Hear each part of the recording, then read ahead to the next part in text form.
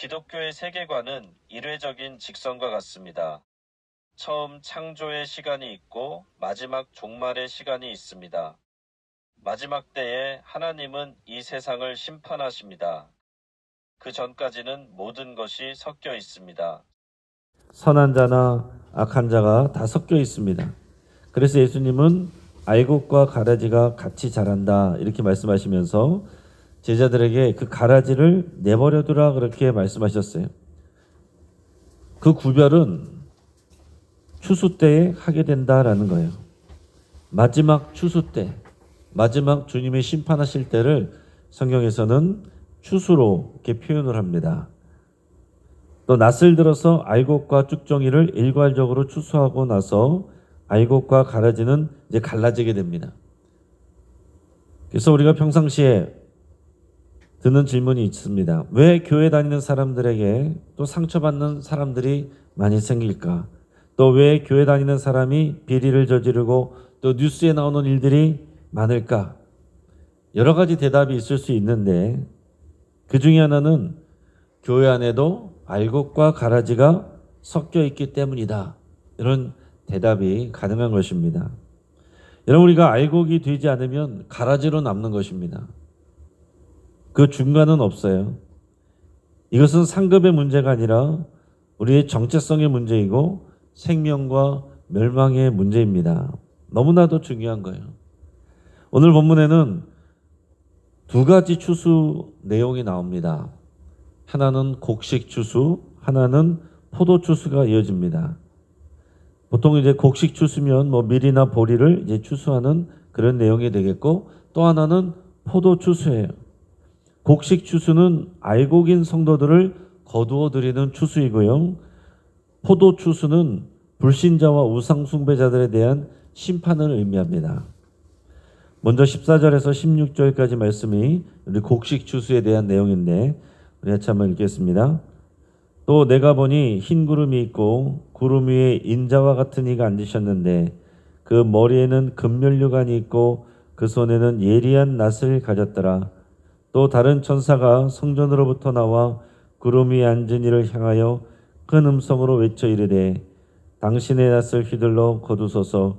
땅의 곡식이 다 익어 거둘 때가 이르렀음이니이다 하니 구름 위에 앉으신 이가 낫을 땅에 휘두르매 땅의 곡식이 거두어지니라. 아멘. 자, 흰 구름이 보이고 그 위에 인자와 같은 이가 앉아 계신 것이 보인다라고 그랬습니다. 여러분, 구름 위에 인자와 같은 이가 보인다. 이건 다니엘서에 나오는 메시아에 대한 내용이고 예수 그리스도에 대한 내용이죠. 그리고 이분은 금면류관을 쓰고 계신다라고 그랬어요. 다니엘서의 7장에서 묘사되는 메시아 예수 그리스도의 모습입니다. 이 부활하신 예수님은 하나님 아버지로부터 모든 권세와 영광과 또 능력과 나라를 받으셨습니다. 그래서 예수님은 금면류관을 쓰고 계신 거예요. 그래서 이런 상징들이 나오면 예수 그리스도시구나. 구름 위에 앉으신 인자와 같은 이는 예수 그리스도, 그 예수 그리스도가 금면류관을 쓰고 계십니다. 자, 예수님이 받으신 권세는 또한 심판하는 권세예요. 예수님이 다시 오실 때 예수님은 심판주로 오십니다. 인자 같은 이의 손에는 그래서 예리한 낫이 들려있다라고 그랬어요. 예리한 낫. 이제 추수의 상징이죠. 예수님은 추수하시는 분이십니다. 근데 또 천사 하나가 성전으로부터 나옵니다. 하늘 위에 성전으로부터 천사 하나가 나와서 구름 위에 앉아 계신 예수님께 큰 소리로 외칩니다. 당신의 낫을 휘둘러 거두소서. 땅의 곡식이 다 익어 거둘 때가 이르렀음이니이다. 천사가 예수님께 이렇게 외치니까 구름 위에 앉으시니, 즉 예수님이 낫을 땅에 휘두릅니다. 그러니까 땅의 곡식들이 거두어져요. 이 땅의 곡식은 알곡들입니다. 신실하게 자신의 믿음을 지킨 사람들, 이 알곡인 성도들이에요. 예수님은 이 땅에 오셨을 때도 제자들에게 추수에 대해서 이미 말씀하셨습니다. 요한복음 4장 35절 제가 읽어드립니다. 너희는 넉 달이 지나야 추수할 때가 이르겠다 하지 아니하느냐.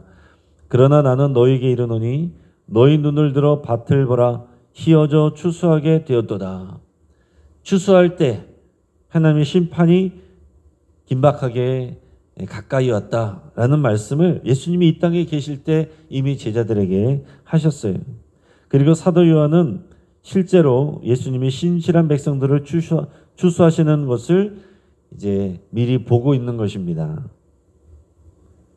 자, 이어서 포도 추수에 대한 내용이 나옵니다. 17절에서 20절까지 말씀 같이 읽습니다. 또 다른 천사가 하늘에 있는 성전에서 나오는데 역시 예리한 낫을 가졌더라. 또 불을 다스리는 다른 천사가 제단으로부터 나와 예리한 낫 가진 자를 향하여 큰 음성으로 불러 이르되 네 예리한 낫을 휘둘러 땅에 포도송이를 거두라. 그 포도가 익었느니라 하더라. 천사가 낫을 땅에 휘둘러 땅에 포도를 거두어 하나님의 진노의 큰 포도주 틀에 던지매 성 밖에서 그 틀이 밟히니 틀에서 피가 나서 말 굴레까지 닿았고 1600 스타디온에 퍼졌더라. 아멘. 자, 사도 요한이 또 환상을 보니까 다른 천사가 또 나타납니다. 하늘에 있는 성전에서 다른 천사가 나오는데 마찬가지로 손에 예리한 낫을 가지고 있다라고 그랬어요. 그러니까 예리한 낫을 가지고 있다. 또한 추수하는구나 하는 것을 우리가 예상을 할 수가 있겠죠. 근데 이번엔 또 다른 천사가 나왔습니다. 근데 그 천사는 불을 다스리는 천사라고 그랬어요. 자, 성경에서 불은 또 하나님의 심판을 의미합니다. 이 낫과 불, 낫으로 추수하고 불로 심판하시는 또 이런 이미지인 거죠. 그래서 얼핏 생각해봐도 지옥을 관장하는 천사겠구나 이런 생각을 우리가 얼핏 할 수가 있는 겁니다. 그가 낫을 들고 있는 천사에게 큰 음성으로 말합니다. 너희의 예리한 낫을 휘둘러 땅에 포도송이를 거두라. 그 포도가 익었느니라. 자, 여러분 일반적으로 포도는 이 성경에서 좋은 의미를 갖습니다. 또 이스라엘 사람들에게 있어서 포도는 꼭 필요한 그런 열매이고 특히 포도로 포도주를 만들어서 먹는 것은 또 이 이스라엘 사람들에게는 큰 기쁨이고 또 즐거움입니다. 그래서 이 포도와 포도주는 하나님이 주시는 풍성한 선물을 의미하기도 하고 기쁨을 의미하기도 하고 또 축복을 의미하기도 하고 그렇습니다. 그런데 또 한편으로 이 포도가 포도주 틀과 연결돼서 사용될 때는 그 하나님의 심판과 또 하나님의 이제 징계를 의미할 때가 있습니다. 자, 이제 그런 상징들을 보는 거죠. 이스라엘 백성들이 이제 포도를 따서 추수를 해가지고 포도즙 틀에 넣어서 이제 포도를 즙을 짤 때 보면은 이 붉은 포도즙이 이렇게 나오잖아요. 이제 그것을 이제 심판의 모습으로 이미지로 이제 상징을 하는 겁니다. 그 붉은 포도주가 나오는 것을 심판을 받아서 흘리는 피로 이렇게 상징을 하는 겁니다. 일반적으로 이제 포도주를 붉은색을 보면 피하고 비슷하니까 예수님도 그 포도주를 주면서 이것은 너희를 위해 흘리는 나의 피다. 이런 표현들을 하시잖아요. 오늘 본문에서도 보면은 포도주 틀에 이 포도주를 낫으로 추수해서 그 틀에 밟아 그 피가 나오게 되는 그런 장면을 이제 보여주고 있습니다. 앞에서 언급했던 바벨론의 백성들을 취하게 했던 이 진노의 포도주, 이것도 여기에 상응하는 이미지입니다. 진노의 포도주. 그래서 하나님께서 하나님의 백성들을 또 이방 나라 큰 나라들을 통해서 또 이제 멸망하게 하거나 또 전쟁을 통해서 하나님께서 징계하시거나 할 때 그것도 하나님의 진노의 포도주라는 그런 표현을 쓰시거든요. 진노의 포도주. 예수님께서 겟세마네 동산에서 또 기도하실 때도 그런 표현을 쓰시죠. 이 잔이 내게서 지나가게 하소서. 이 진노의 포도주 그 잔, 그 대접. 예수님이 그 하나님의 징계와 심판과 저주와 사망을 받으시는 것을 그런 진노의 대접 이렇게 표현을 하시는데 성경에서 이제 그런 이미지들이 있는 거예요. 진노의 포도주. 자, 천사가 낫을 땅에 휘둘러 땅의 포도를 이제 거둡니다. 그리고서 어디다가 던집니까? 하나님의 진노의 큰 포도주 틀 여기다가 던진다라고 그랬어요. 말씀드렸던 것처럼 이 큰 포도주 틀, 이거는 이제 하나님의 징계와 진노, 또 심판, 이런 것들을 상징한다라고 그랬어요.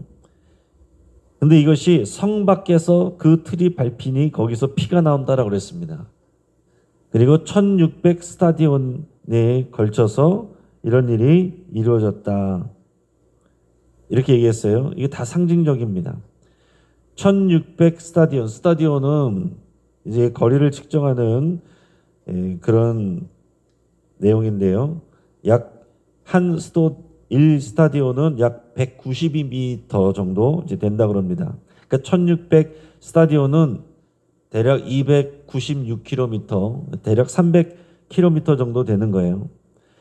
자, 이것은 온 땅에 하나님의 그 피의 심판이 임한다라는 그런 상징적인 의미입니다.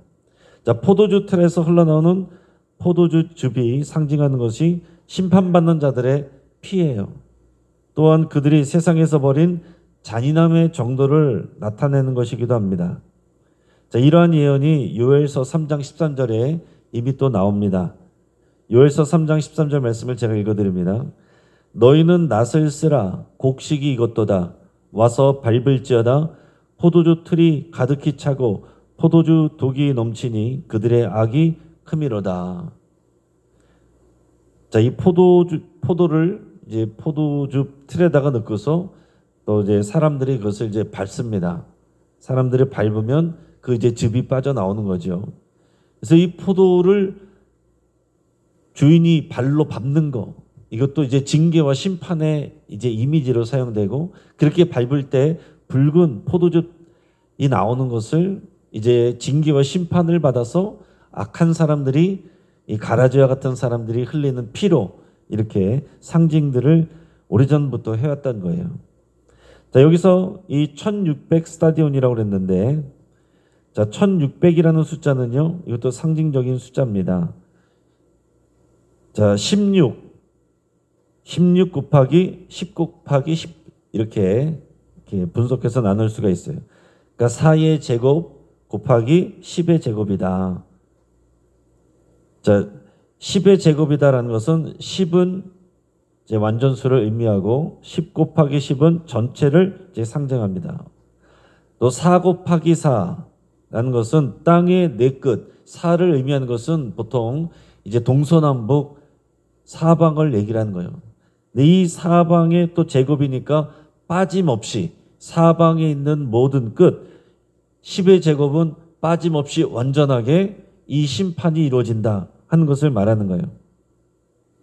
따라서 인간의 이 죄의 범위와 규모가 전체 땅의 상상을 초월할 정도로 퍼져 있다라는 의미이기도 하고, 하나님의 심판이 빠짐없이 온 땅 가운데 임하여서 하나님의 정의와 공의를 가져올 것이다 라는 의미이기도 한 것입니다. 자, 그런데 잘 보면 이 포도가 어디서 밟힌다라고 말했냐면 성 밖이라고 그랬어요. 성 밖에서 이 포도주 틀에 포도가 밟힌다라고 그랬는데, 성밖 또 영문밖, 이 의미는요, 예수님이 십자가에 못 박히신 곳을 말합니다. 예수님이 영문밖 또는 성 밖으로 끌려가셔서 십자가에서 달려 죽으셨거든요. 자, 예수님을 불신하던 사람들이 예수님을 끌어다가 죽인 곳, 이것이 성 밖이에요. 불신자들이 포도주 틀에 밟혀 피 흘리고 심판을 받는 것도 예수님이 십자가에서 죽으신 성 밖이다라는 것입니다. 이들은 바벨론 제국의 포도주에 취했던 자들이에요. 그러니까 이 악한 사람들, 하나님의 말씀을 믿지 않고 이 세상, 바벨론이라고 표현되는 이 세상의 향락과 이 가치관에 취해서 사는 모습, 이거를 이 바벨론의 포도주에 취해서 사는 이런 모습으로 이렇게 성경이 상징합니다. 그렇게 바벨론의 이 제국의 포도주에 취했던 자들, 하나님 나라를 살아가는 것이 아니라 이 바벨론 제국의 포도에 취해서 세상의 성공과 또 세상의 또 부와 명예와 또 하나님 나라와 상관없는 것들만 쫓아다녔던 이런 바벨론 포도주에 취했던 자들, 그들을 지금 심판하시고 징계하신다는 거예요. 바벨론의 포도는 이렇게 하나님 없는 세상을 만들고자 하는 그런 악한 사람들이며 또 정치와 경제, 제도 모든 것을 포함한다라고 그랬어요. 자, 그리스도인은 정치와 경제에 있어서 중립적이 된다. 우리가 그런 말들을 흔히 사용하기도 합니다. 그래서 그리스도인은 정치와 경제에 관심을 두지 말아야 된다. 이런 말들도 해요. 이것은 맞는 말이기도 하지만은 틀린 말이기도 합니다. 이게 원래는 이게 나라와 권력이 이 종교에 관여해서는 안 된다. 그런 의미로 이제 시작된 말입니다. 그리고 이제 교회는 이제 정치 문제에 대해서 중립을 지켜야 된다. 이제 그런 표현으로 이제 점점 이제 사용이 되게 된 것인데, 그러나 이게 전적으로 맞는 것은 아닙니다. 왜냐하면 하나님은 교회에 갇혀 계신 분이 아니기 때문에 그렇습니다. 하나님은 온 땅을 다스리는 분이에요. 교회뿐만 아니라 종교 영역에 갇혀 계신 분이 아니라 모든 땅의 모든 영역을 다스리고 심판하시는 하나님이십니다. 심판하시는 분이세요. 그러니까 여러분, 우리가 공식적으로는 중립적인 태도를 갖기는 하지만은 그러나 거기에 대해서 무관심해서는 안 됩니다. 저도 이제 이런 부분에 대해서 조심스럽게 얘기를 하고 중립적인 얘기를 하든지 하지만은 그러나 끊임없이 이 정치나 경제나 세상이 돌아가는 일들을 바라보면서 또 주님의 눈으로 보려고 하고 마지막 때에 일어나는 일들을 해석하려고 하고 기도하려고 하고 또 하나님의 뜻이 이루어지기를 기도하는 것입니다. 저에게도 이제 그런 생각들도 있고 하지만은 그러나 중립적인 입장을 취하기 위해서 또 이제 절제하는 그런 부분들이 있습니다. 그렇다라고 해서 그리스도인들이 정치에 대해서 또 얘기를 하면 안 된다. 그런 것은 아니다라는 거예요. 그러나 우리가 여러 가지로 정치 문제는 입에서 내뱉기만 하면은 싸움이 나기 때문에 여러 가지 다른 생각이 있기 때문에 우리가 함께 기도하면서 자기의 생각을 우리가 유지하되 다른 사람들의 생각도 우리가 존중해야 되는 것들도 필요한 것이죠. 그러나 이 사회와 이 정치와 모든 것이 돌아가는 이 부분들에 대해서 하나님의 뜻이 어떻게 이루어지는지, 바벨론 제국의 포도주의 틀에 또 이루어지는 이 하나님의 징계와 심판이 이루어질 것이라는 것을 우리는 알고 있어야 되고 또 그런 관점으로 세상을 바라보는 것도 있어야 된다 하는 얘기입니다. 그러니까 하나님의 나라를 위해서 우리가 살아가고 이 땅에 하나님 나라가 임하도록 우리가 위해서 살아가는 사람들이에요. 그래서 이 땅에서 하나님의 나라를 위해서 살아가지만은 그러나 주님이 오시기 전에 이 땅에 완벽한 세상이 이루어지는 것은 아닙니다. 이 땅은 바벨론 땅이고 또 하나님 없이 살기 좋은 나라를 만들어가고자 하는 것이 이 땅의 체제와 가치관이기 때문에 영원할 수 없고 계속해서 완전히 발전할 수가 없는 거예요. 그러니까 여러분, 이런 관점을 우리가 같이 다 갖고 있어야 됩니다. 하나님의 나라를 대적하는 이 바벨론은 이 땅의 정치와 경제제도 모든 것을 통합해서 이제 말씀하는데 하나님의 역사가 이 바벨론에도 임하게 되는 것입니다. 하나님의 백성들은 이 땅의 나라가 행하는 정치와 경제뿐만 아니라 교육과 문화 모든 분야에서 하나님의 뜻이 드러나도록 해야 됩니다. 하나님을 제거하려는 모든 시도들에 대해서 우리는 그래서 저항할 수 있어야 돼요. 자, 예를 들면 일제시대 때 신사참배 거부하는 일들, 또 한국전쟁 때 신앙의 포기를 강요하던 공산주의를 거부하는 것들, 제국주의적 제도와 가치에 대한 거부를 하는 것들, 독일 같은 경우에도 독일 나치즘에 대한 교회의 저항운동들. 자, 이런 것들은 당연히 그리스도인으로서 하나님의 나라를 따라가는 백성으로서 거기에 맞지 않는 부분들에 대해 우리가 의견을 내고 저항하는 부분들도 또 하나님의 나라를 위해 살아가는 그리스도인들의 모습이다 하는 것입니다. 자, 어디까지가 우리가 그 중립적인 입장을 벗어나는 것이고 어디까지가 이 하나님의 나라의 입장에서 우리가 살아가는 것인가, 끊임없이 우리는 같이 생각해야 되고 고민해야 되는 거예요. 그러나 이제 말씀을 통해서 세상을 바라봐야 되는데 자칫하면 세상의 방식으로 말씀을 보기가 쉽습니다. 그리고 우리가 조심해야 되려고 하는 것은 정치적인 입장을 가지고 성경을 보려고 하는 그런 것들을 우리가 조심해야 되는 것이지, 성경적인 입장을 가지고 세상을 보려고 하고 세상을 해석하려고 하는 노력과 시도는 계속해야 되는 것입니다. 자, 말씀을 정리합니다. 추수의 때가 분명히 있고요. 두 가지 추수가 일어난다라고 그랬어요. 하나는 알곡을 추수하는 것이고 다른 하나는 경건치 못한 자들에 대한 심판의 추수예요. 예수님은 알곡을 거두어 들이시고 불신자들과 우상 숭배자들과 하나님 없는 경제와 세상 가치에 매몰된 사람들은 심판을 받게 되는 것입니다. 여러분, 이것이 요한계시록의 분명한 그림이에요. 그러니까 막연히 모든 것이 잘 된다, 이것은 성경적인 가르침이 아닙니다. 또 이단인 여호와의 증인처럼, 또 여호와의 증인 같은 데는 지옥이 없다라고 말하거든요. 반드시 하나님의 심판이 있고 지옥이 있는 겁니다. 또 이 세상의 모든 영역을 하나님의 가치와 눈으로 바라보고 판단할 수 있어야 됩니다. 세상과 교회의 신앙을 분리하는 게 건강한 신앙은 아니에요. 세상의 한복판에서 믿음의 가치대로 살아야 됩니다. 그것은 세상의 권력 앞에서 저항으로 비춰질 수 있죠. 그러나 우리가 정말 하나님 나라에 대적되는 것들에 대해서는, 그 가치관과 제도에 대해서는 때로는 저항할 수 있어야 됩니다. 자, 심판의 예고는 여기서 처음이 아니에요.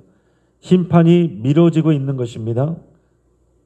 자, 심판이 지연되고 있다. 이것이 이제 중요한 성경의 내용 중에 하나예요. 예수님이 심판을 분명히 얘기하셨는데 지금까지 심판이 이루어지지 않았잖아요.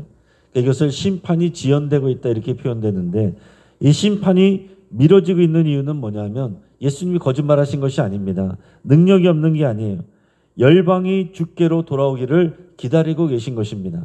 그러나 영원하진 않아요. 반드시 그 끝은 있습니다. 그래서 우리가 세상에 돌아가는 일들을 바라보면서 이 세상의 끝이 다가오고 있구나, 주님의 심판의 때가 가까워오고 있구나, 그래서 우리가 영적으로 긴장하고 깨어 있어야 된다는 거죠. 이게 건강한 종말 신앙입니다.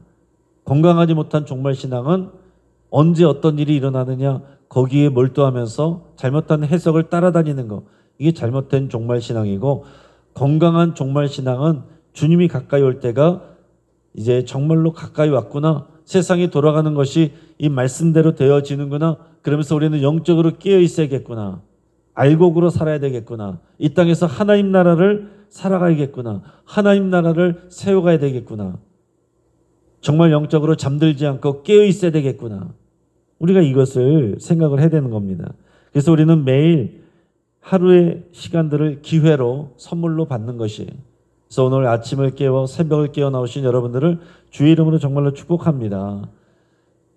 여러분, 우리가 깨우는 일은 정말 쉽지가 않지만 잠드는 일은 쉽습니다. 정말 영적으로 깨어 있으시길 축복하고, 이 주님의 말씀 안에서 여러분들 영적인 긴장감을 가지고 살아갈 수 있길 바랍니다. 이 기회가 언제까지나 주어지는 것이 아니다라는 것을 기억하시고 매일의 삶을 정말 믿음으로 결단하며 살아가시고 승리하시기를 주의 이름으로 축복합니다. 같이 한번 기도하겠습니다. 오늘 말씀을 붙잡고 함께 기도합니다.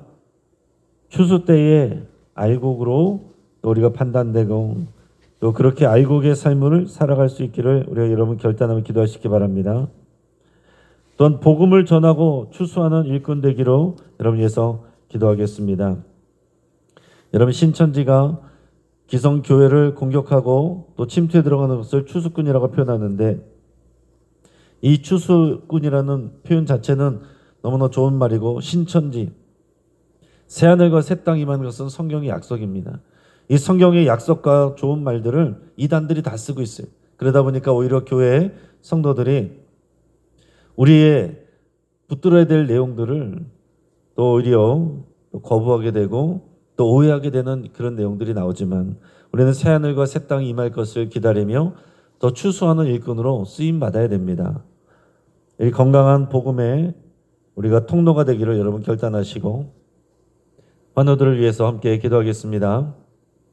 특별히 우리 문양순 권사님, 우리 중환자실에 계신데 병원에서는 2, 3일을 얘기를 했습니다. 그러나 이제 여러분의 기도 가운데서 지금 이제 고군분투하면서 이제 믿음으로 이제 버티고 계십니다. 우리 위해서 함께 기도해 주시고 하나님의 능력과 은혜가 부어지기를 위해서 함께 기도해 주시고 또 박명선 성도님, 변영승 권사님, 홍정화 집사님, 우리 항암 치료하는 분들 치료를 위해서 함께 기도해 주시고 우리 조인기 목사님 근육이 회복이 되어야 일상으로 회복할 수 있는데 위해서 함께 기도해 주시고 여러분들의 치유를 위해서 함께 기도하시기 바랍니다. 또 우리 전교인 수련회를 위해서 함께 기도하겠습니다. 온 교회가 하나 되는 정말 중요한 은혜의 시간 될 수 있기를 위해서 함께 기도하고 우리 전 성도가 빠짐없이 잘 참여해서 우리가 하나님의 온전한 은혜 그리고 하나 되는 우리 교회를 우리 경험할 수 있도록 위해서 함께 기도해 주시기 바랍니다. 이 장마비와 삼사태로 피해 입은 이 산청 지역을 비롯한 여러 지역 주민들을 위해서 함께 기도하겠습니다. 이 시간 주여 한번 부르짖고 합심해서 함께 기도하겠습니다. 주여